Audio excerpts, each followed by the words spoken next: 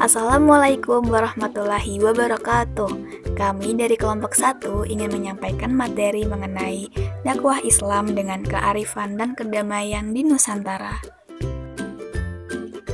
Teman-teman, pada materi ini ada beberapa bab yang akan kita bahas. Yang pertama adalah masuknya Islam di Nusantara, yang kedua strategi dakwah, yang ketiga perkembangan Islam di Nusantara, yang keempat peran lembaga dan tokoh dalam membangun Nusantara, dan yang terakhir adalah hikmah. Eits, tunggu dulu. Sebelum masuk ke pembahasan materi, mari kita terlebih dahulu mendengarkan dahlil nakli yang berkaitan dengan materi ini, yaitu surat Ali Imran ayat 104.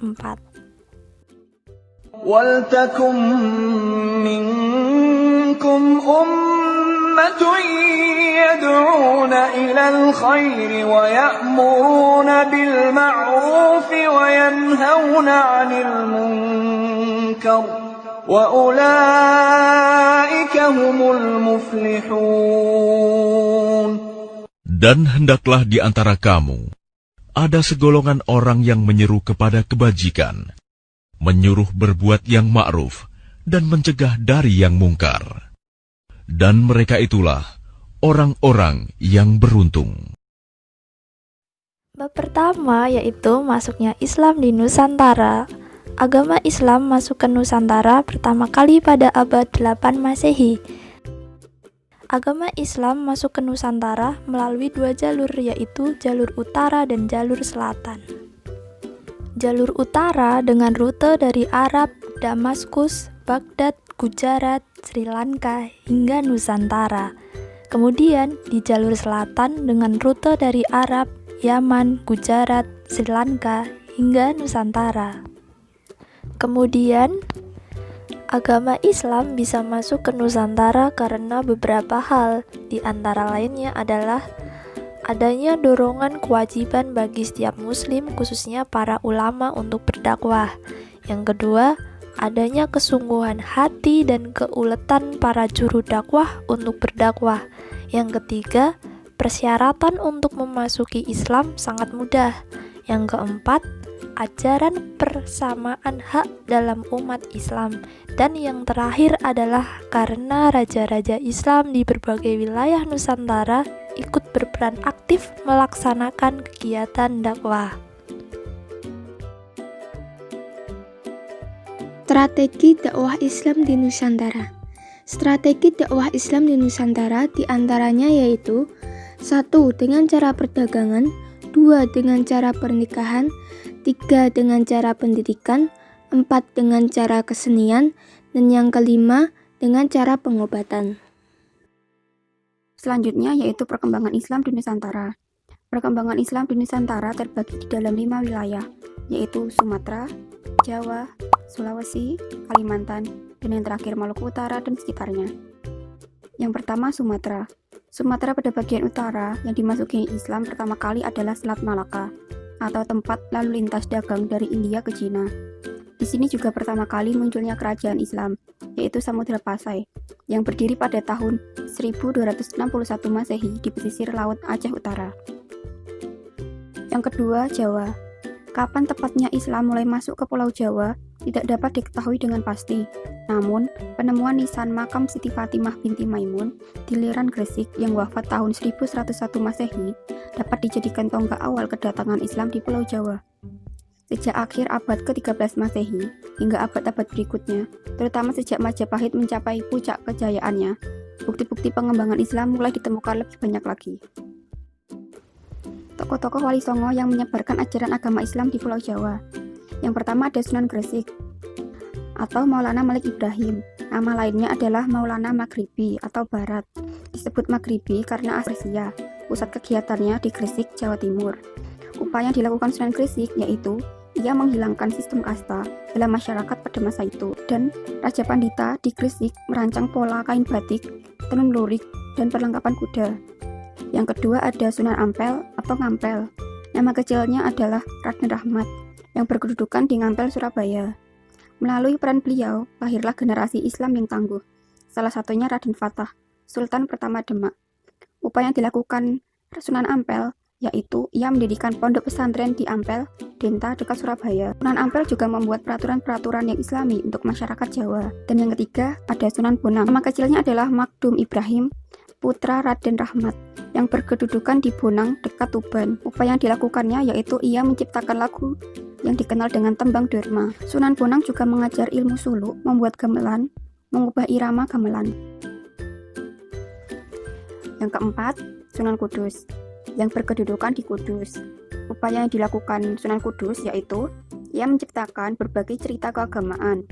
Sunan Kudus juga merancang pekerjaan peleburan, membuat keris, melengkapi peralatan pandai besi, dan juga kerajinan emas.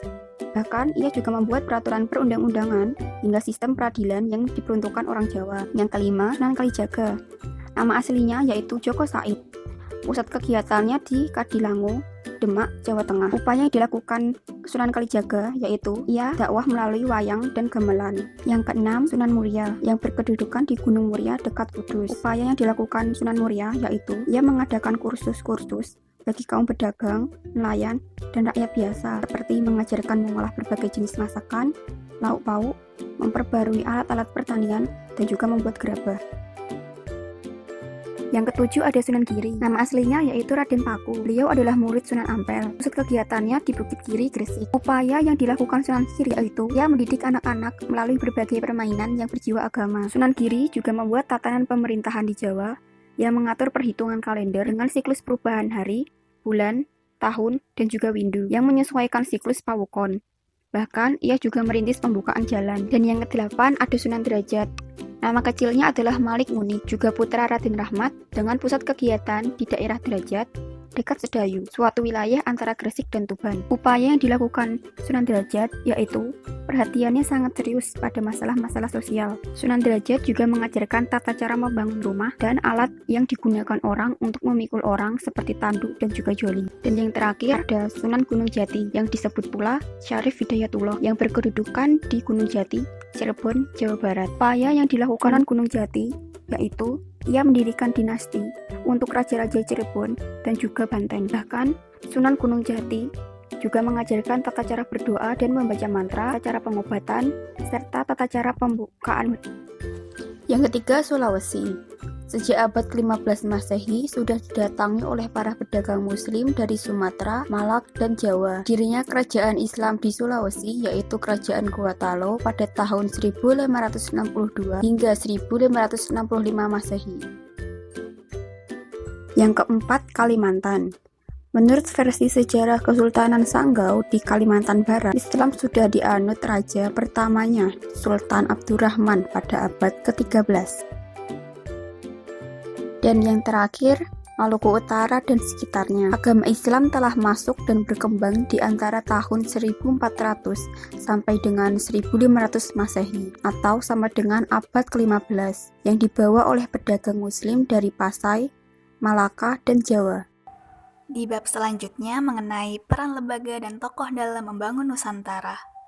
Lembaga Islam di Nusantara beserta para tokoh ulama Islam di Nusantara terbentuk pada masa penjajahan, masa perang kemerdekaan, dan masa pembangunan. Pada masa-masa tersebut terbentuklah organisasi, yaitu Serikat Dagang Islam atau Serikat Islam, Muhammadiyah, Nahdlatul Ulama, dan juga pondok pesantren. Hikmah perkembangan Islam di Nusantara. Berikut yaitu hikmah-hikmah perkembangan Islam yang ada di Nusantara. 1. Semangat melakukan dakwah dengan kehadiran pedagang dari luar yang telah memberikan inspirasi baru terbentuknya nuansa damai bagi Nusantara. 2. Para ulama yang terus gigih mengupayakan pencerahan terhadap umat Islam. 3. Mewujudkan masyarakat Islam gemar membaca dan mendalami Al-Quran. 4. Keterampilan dalam memperkaya khasanah bentuk-bentuk bangunan dan model arsitektur bangunan seperti tempat ibadah. Dan yang terakhir, 5. Kearifan para ulama dan memodifikasi budaya dan kebiasaan masyarakat untuk bersikap toleran, arif, dan damai. Sekian materi yang dapat kami sampaikan dan semoga bisa bermanfaat untuk kita semua. Kurang lebihnya kami mohon maaf. Wassalamualaikum warahmatullahi wabarakatuh.